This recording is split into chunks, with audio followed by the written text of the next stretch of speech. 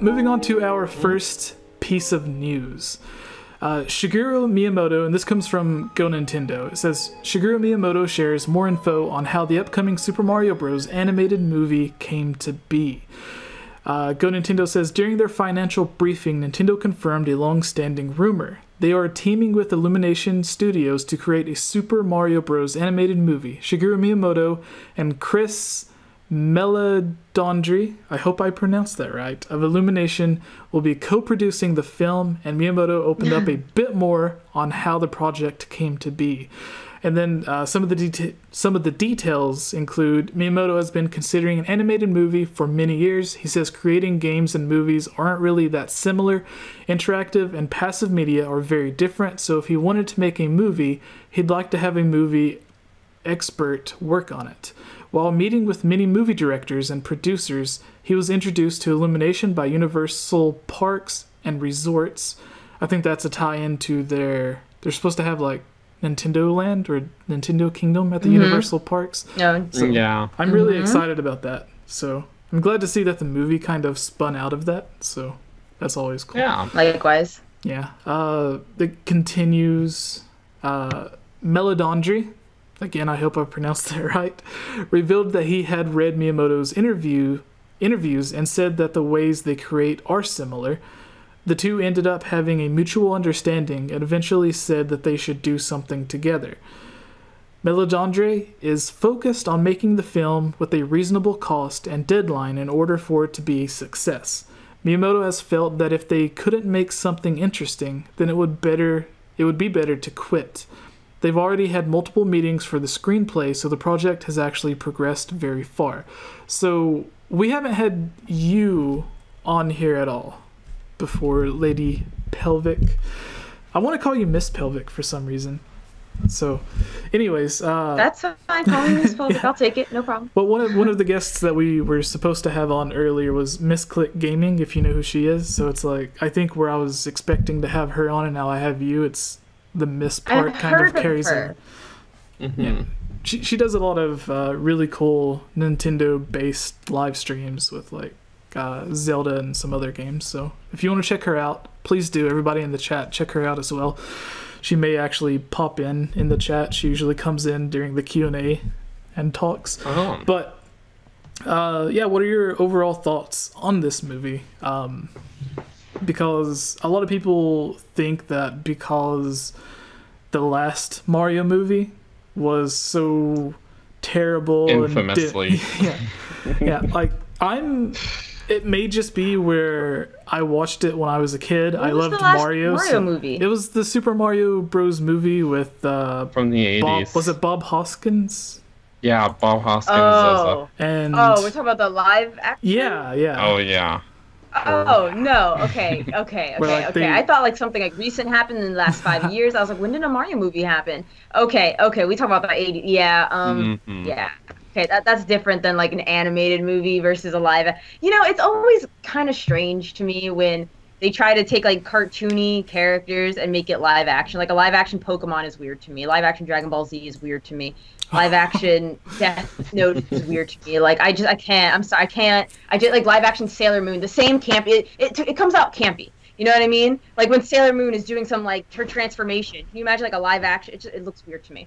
So to see, I'm happy they're going animated this route. Like I'm so happy they're sticking to bless up for that one.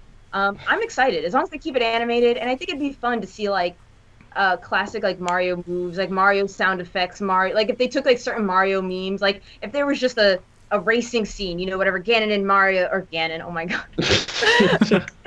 Too much Zelda talk. I know. If like Bowser and Mario were like racing and then Luigi like comes in and gives him like a mean look, you know, like some kind of I think it'd be really fun if they played off those memes, just like constant different references. I think would just be I think especially, or if they had what is it, like Nintendo Kingdom, what's that little Me Kingdom, Me something, Me Nintendo Land, something like if they had that. Oh, not Miitomo, it's the Nintendo Land. Am I crazy? Where there's Mii's and there's just a bunch of mini games. Oh yeah, Nintendo Land. Oh yeah, but they're like Zelda related mini games. That is Zelda. Yeah, that is Nintendo Land. Yeah, you're right. Okay, thank you. Yeah, so like if they incorporated that and it, they just had, I think it'd be a lot of fun. Like, I think, and of course have like the classic platforming, you know, like just classic Mario stuff. Just Mario. Give us Mario. As long as they don't deviate from like a fun, like just a fun kind of child-friendly humor, you know. If they want to slip in the occasional like low-key adult joke that only like, you know, the adults, the big boys and big girls will get, that's fine by me too. But just I think they'll do good. Yeah. I have faith. See, the problem with the last Mario movie and even some of the cartoons that they had for Mario and Zelda and stuff is back then they didn't really have that much of a story. And even right here, in some of these details, it says, what is it? That like Miyamoto thought that making a movie and a game would be very different from each other, and I think that is based off of, you always hear interviews and stuff where Miyamoto says that they always focus on story last. They focus on gameplay first, and then they kind of write in the story to tie together all of the different gameplay mechanics and dungeons and stuff that they make. But in movies, obviously it is story based, because that's like there is no gameplay or anything like that. So, but then there are games like Uncharted or The Last of Us that are mostly story based, to where it feels like you're playing through a movie. But with most of Nintendo's games, they always say that they come up with the story towards the end. And a long time ago, like in the first Zelda or the first Mario games, there weren't any real story aspects. It was like, oh, your princess is in another castle. Like, that's it. Bowser like just literally Bowser kidnapped the princess, or in Zelda, Ganon kidnapped the princess. Like, two very similar stories. So whenever they made that, they didn't have much to work off of in terms of lore or an understanding of who the characters are, because there had only been like 1, 2, maybe 3 games by the time that movie came out and by the time those cartoons were made. And Nintendo didn't have much to do with like any aspects of it. It was just, oh, someone wants to give us $2 million to make a movie for Mario. Let's sell them the rights to it. So that's basically what it was. And Miyamoto and all of these other people didn't really care, because they didn't think that it would be that, I think they said something like they didn't think it would be that much of a success, and they didn't think it would like hurt, or it wouldn't be, whether the movie was good or bad, it wouldn't affect the game sales at all. So they weren't worried about the movie in any way. They just kind of put it out there, or the cartoons, and let people do what they wanted with it. But now where Miyamoto is a direct producer on it, and we even seen Bowser show up in, what was it? Wreck-It Ralph. Bowser had a cameo in Wreck-It Ralph. Yeah, he did. So it's like, yes, Miyamoto is being, like, they're being very lenient with their characters, which is really great. We've seen a lot of third-party crossovers come out, like the Ubisoft Mario Cross Rabbids, Hyrule Warriors, and some others. A long time ago, they partnered with Capcom a lot for like Minish Cap and some of the other Zelda games. Yep. So it's really nice to see them doing that again. My game. So I think I first heard the Mario rumor, or like there was going to be a Mario movie, when I think it was around the same time that the Zelda Netflix TV show rumor was coming out, if you guys remember it. Oh, yeah. And the Mario came about because whenever Sony had all of their emails leaked, there was some emails from Nintendo with Sony talking about doing the Mario animated movie together. But it looks like they've ended up going with Universal Studios instead of Sony, which whenever I seen the Sony emails, I thought it was kind of odd, because it's like Sony and PlayStation, and then you have Nintendo. They're kind of rivals in the gaming industry. So maybe like it doesn't seem like it would work out for them to partner on something, considering the last partnership they had ended with them like doing the CDI instead of the Sony or the Nintendo PlayStation.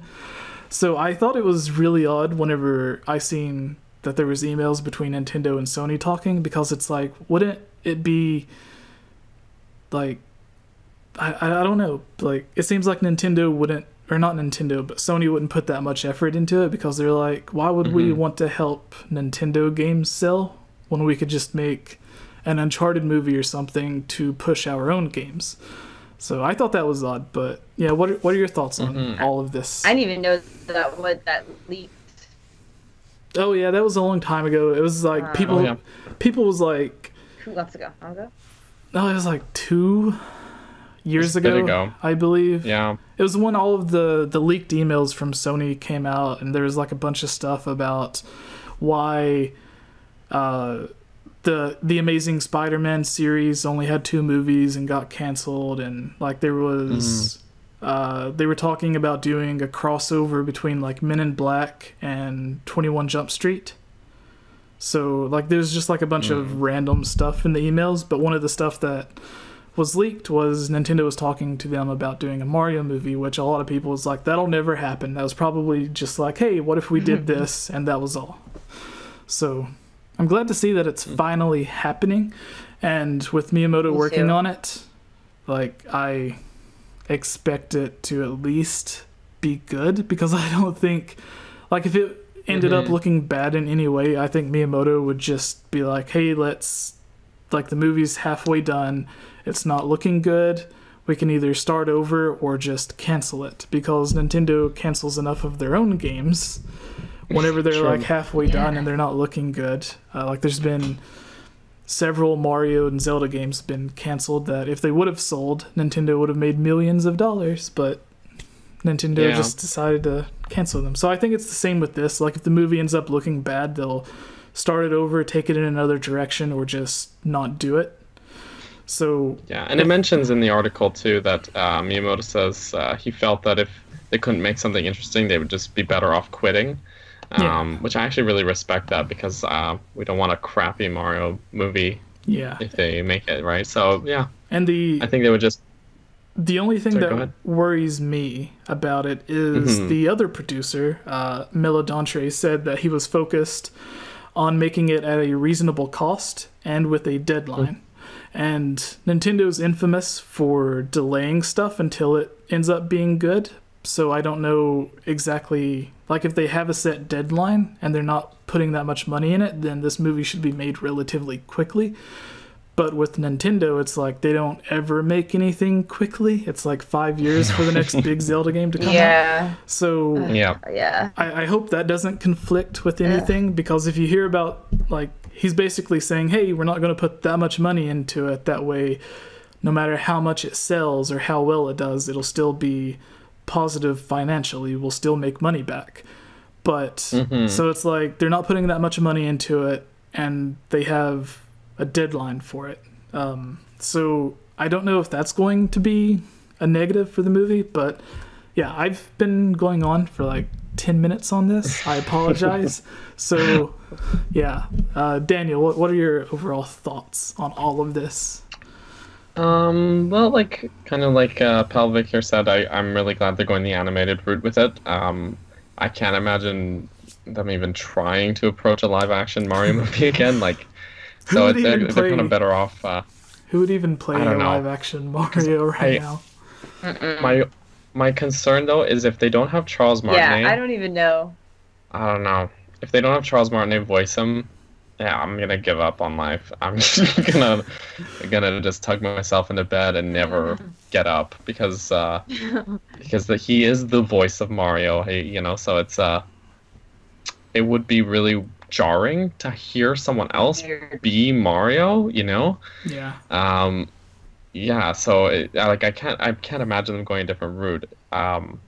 It'll also, I don't know, be kind of weird to have Mario as a main character for a movie, because that would mean he would have probably a much larger speaking role, which is not Mario's forte. You know what I think they'll probably fell down. What I think they would do is, in this case, so Mario wouldn't have to speak a lot, is give him like some sort of companion, like Cappy. You know what I mean? That could work. Yeah. But then see, with a movie, like with a game, that works. But with a movie, it might feel any kind of companion. It would. Yeah. I can see them making a companion that very... would. We just keep going at the same time. Go. No, yeah, like that works for a game. Like we've seen that a lot. Like you've got Navi, you've had you know, as well, you've had Cappy, you've had Fi, you've had Midna, you've had pretty much any companion character in a Nintendo game is like your speaking role. I just thought about like, I don't mean to interrupt you, but whenever you said Fi or Fee, it's like, because the thing that most people read whenever Fi speaks is like your batteries are going dead. So it would be, it would, like, I just imagine the movie being like, Master, there are 30 minutes until the credits for this movie, or like the remotes in your battery only have 10% left. Oh my goodness. Like, you've been watching this movie for 45 minutes. You should take a break. Game. Yeah. But then, oh my god, that drove me bananas. That drove me crazy in Link Between Worlds. Oh my god, I wanted to break that bird. Okay. Oh yeah, I forgot about the bird in the Link Between Worlds. Like, don't tell me to take a break. Don't you want me to play your game? Right? Yeah. Let me freaking enjoy this.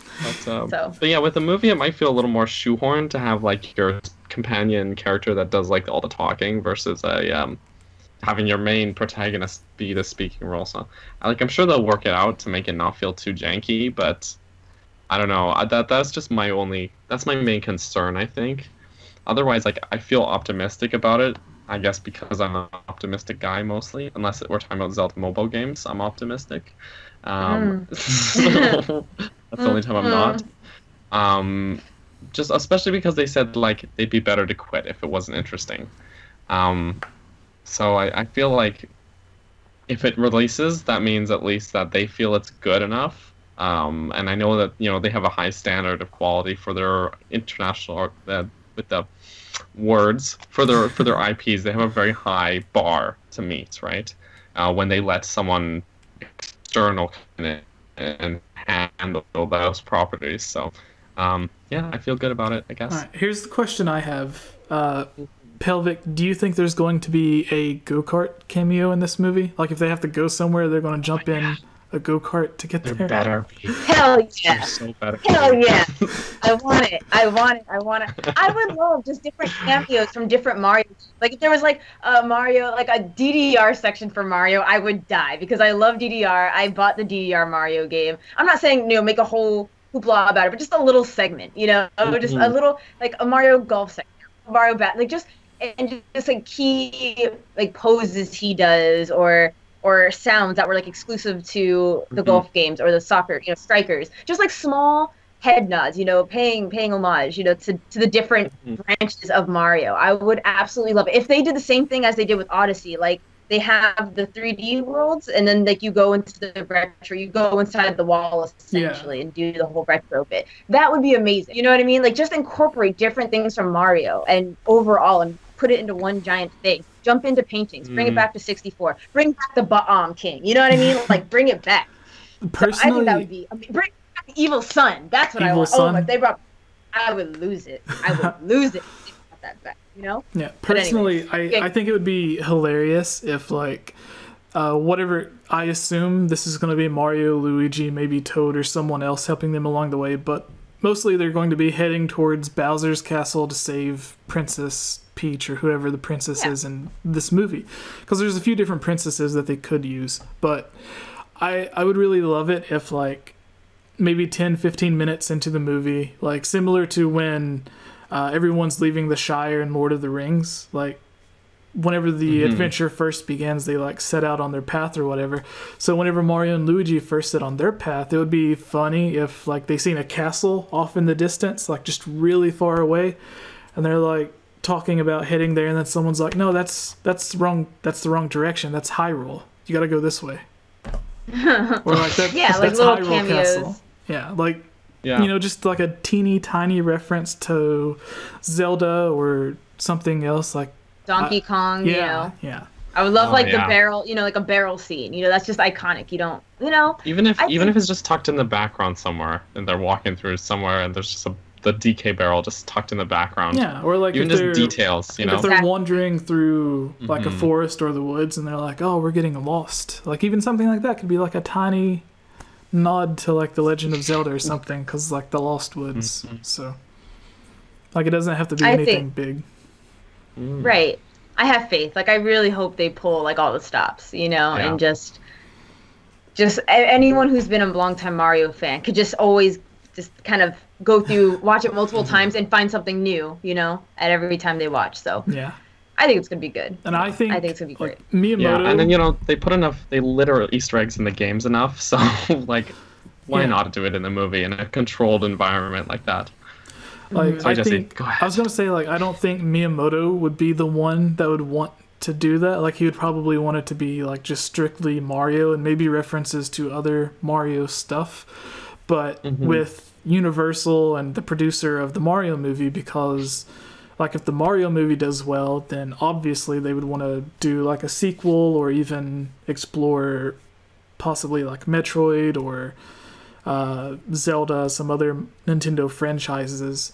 So to sort of open that up, I could see the producers and the people from Universal wanting to put in some of this references to the other stuff, because then if they do make a Zelda movie or a Metroid movie in the future, they could bring back some of those references made in Mario. So like, you know, just expanding the world a little bit was something that I could see Universal or the people working on the movie from there wanting to do, because all it would do is push more feedback for some of those other movies aside from Mario. Because if someone, like if there is a Zelda reference in the Mario movie, then it would have a lot of the fans talking like, hey, does this mean we're going to be getting a Zelda movie? We want to see, like the Mario movie was so good, it would be really awesome to see a Zelda movie of this quality as well.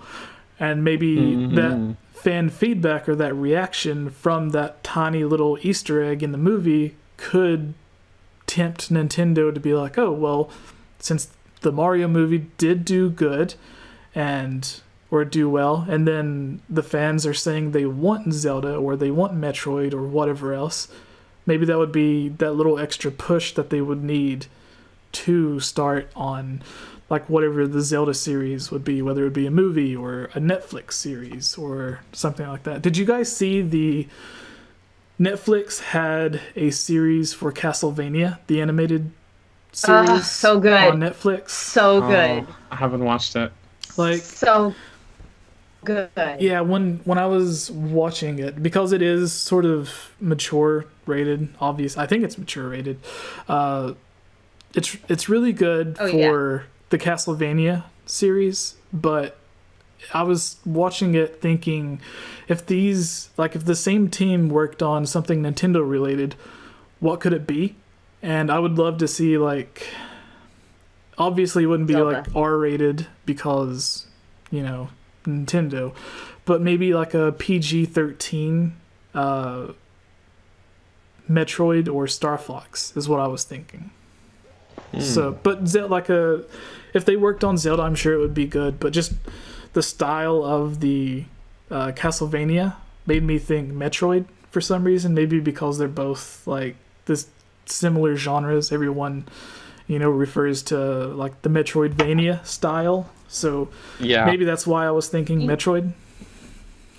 You know, so we're talking about like animated films and stuff. You remember when they did, like, in order to showcase the Icarus woman? I'm not familiar with that series, but the goddess chick, green hair. Remember how they did the studio who did Puella Madoka Magica? They did that animated kind of like Link versus Kid Icarus versus Palutena, like all that. Like, that would be so awesome if they like fleshed that out. I would have been about that. I thought the animation was awesome. It looked good. It was fluid. I don't think I remember like that. Even people. I'm gonna have to check that out. Oh yes, it came out around Smash 4. It came out for Smash 4's release, I believe. Yeah. Yeah, it was cool. You didn't see that? Oh, it was amazing. It was bomb. I'm surprised you haven't seen that, Jesse. What happened? Yeah. Somewhat related. You mentioned Star Fox, and it got me thinking about when Star Fox Zero came out. There was that little animated short that was basically just the intro and the first level of the game, but as like an animated short instead of a game. And it was really cool, actually, and they like it works better with Star Fox, I think, because like they're already characters that speak a lot, unlike Link or Mario. But you know, if they did like a series of that, it's super campy, but it was a fun time, so I'd like to see more of that at some point. They might not, because Star Fox Zero didn't sell terribly well, but it would still be cool. I don't know. We got Pikmin shorts. We can get anything. So I love Pikmin. Just to clear that up, if anyone thinks I'm hating. See, the thing is, like you mentioned that the Star Fox Zero didn't sell that well, but like even the games that did sell really well, because they were bringing a lot of the Wii U ports over to Switch, and a lot of people thought that it makes sense because a lot of the people that maybe didn't have a chance to play the game on Wii U, now everyone's buying a Switch, so they have more of a chance. But they released the full sales numbers like about a week ago for Mario Kart 8 Deluxe, and they compared it to Mario Kart 8 on the Wii U, and it sold like half. I think it said like half as many people that bought a Wii U bought the Mario Kart 8, and then it sold just almost as many on the Nintendo Switch. So it's like even games that did sell really well, like they're still selling really well on the Switch, which makes me happy because that means a lot of people are buying it twice. And then with games that didn't do well or as well, like Hyrule Warriors or like the Yoshi game that was on the Wii U, they're making another Yoshi game for the Switch. So like there's a lot of stuff on the Wii U that are like they deserve to be played by a lot more people, so I'm happy that it's coming to the Switch. So I hope they do something with Star Fox Zero or like another sequel to it or something. I hope it doesn't take like Tropical Freeze as well is another one that that is coming. They've just announced for Switch, and that game is just off the walls brilliant. Oh god. All right. But like you mentioned, people buying it twice. I did not buy it twice. Sorry. I'm with you. I guess I understand why people are rebuying things on the Switch, considering the Wii U didn't do so well. Plus, some people like to buy it more, or like buy it and like play it again. Because I retired my Wii U. Sadly I put it away. I have my Switch. That's like where my heart's at right now. But I understand why they're doing it. I'm a little upset, I have to admit, for Hyrule Warriors, for example. Like I bought all the DLC. I did not buy the 3DS version. But I do feel like it was a kick in the balls to be like, hey, we're releasing like the deluxe edition, Hyrule Warriors edition, whatever, with all the DLC included after I bought the Wii U. After I bought the Wii U DLC, and then if you bought the 3DS version, I was kind of like, really, guys?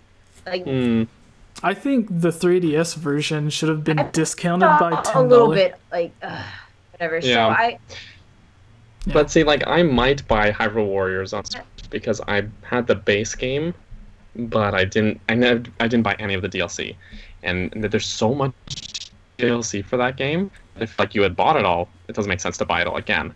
But like for me, like there's so much there that it costs a lot to buy all that DLC. I might as well just get the definitive edition. And that makes sense for you. Yeah. Right. But with Mario Kart, I bought the game and I bought all the DLC, and I'm like, well, I don't want to buy.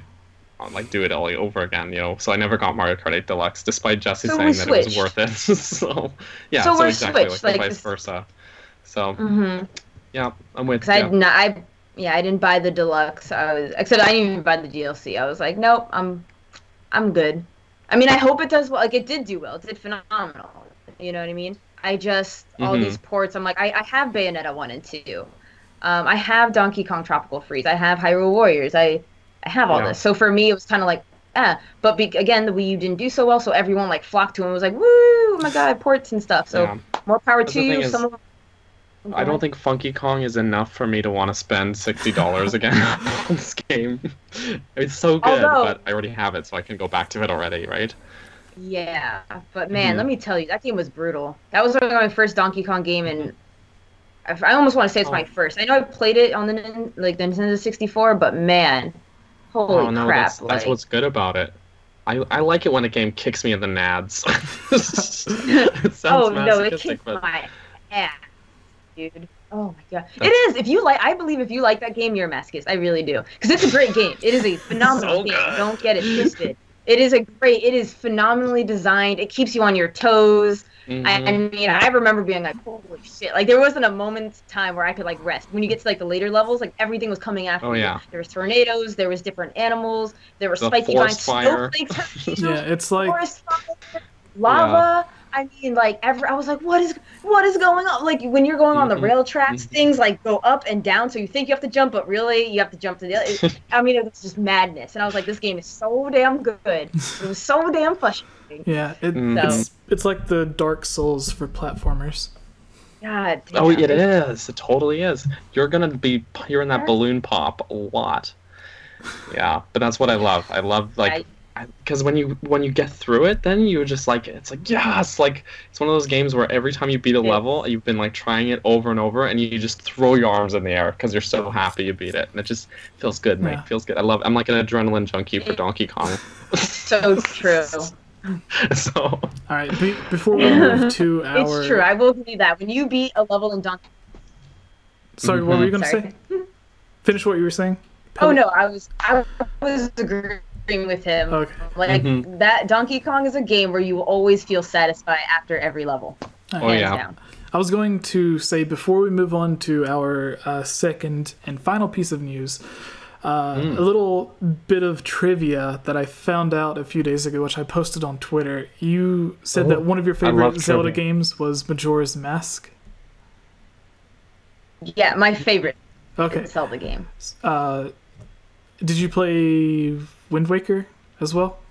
Yeah. How did you feel about it? That's one of my. It's like top 3. Okay, Loved top it. 3. Oh, okay. Top 3. It's like I'm liking you more and more as we go on. Did you ever play? Yay! What was it? Link's Crossbow Training for the Wii? No. No. Okay. Not. But you are aware Number of one it? Zelda game. I did not. You are aware of it, though? I'm aware that it exists. Okay. It's a thing that they created and put out for consumer consumption. Yes. Now, are you, 11 out of 10. Best Zelda game. if I'm remembering this correctly, I may have the numbers swapped for the games, but what if I told you that Link's Crossbow Training sold 2 million more copies than Majora's Mask and 1 million more copies than Wind Waker? Lol. It honestly makes sense because the Wii was like a powerhouse for sales. Like everybody and their grandma had a Wii, right? And then Twilight Princess was like the best-selling Zelda game till Breath of the Wild. So it makes sense, but it is also a tragedy at the same time. I was looking at a list of how well all of the Zelda games did, and it had like I think it was Link's Crossbow Training. Too. Yes. Link's Crossbow Training was at like 6 million, and then Majora's Mask was at like 4 million. And I was like, it kind of makes sense because Majora's Mask released like right before the GameCube came out, so a lot of people was moving on for the GameCube. That's why games like Conker's Bad Fur Day didn't sell as well, and they cost more because they came out like at the very end of the Nintendo 64. But the GameCube was coming out, so it makes sense that it didn't sell as well as like Ocarina of Time or whatever. But it was just so weird seeing that it sold more than some of these other games that are held as in such high regard as like some of the best Zelda games. And it's like, Link's Crossbow Training? Really? Like the spin-off that you had to buy that crazy... I know. Like, they had that crazy attachment for it, so... It is actually fun, but it's definitely like a time sinker, not really like a Zelda game that you're gonna like sit down and binge play. Yeah, it's looking at it now, it feels like a beta version of the Nintendo Land Zelda thing that they had, because they both have you shooting the arrows at the targets and stuff. So, like, well, thanks for that piece of information. Ruin my day. All right. Yeah.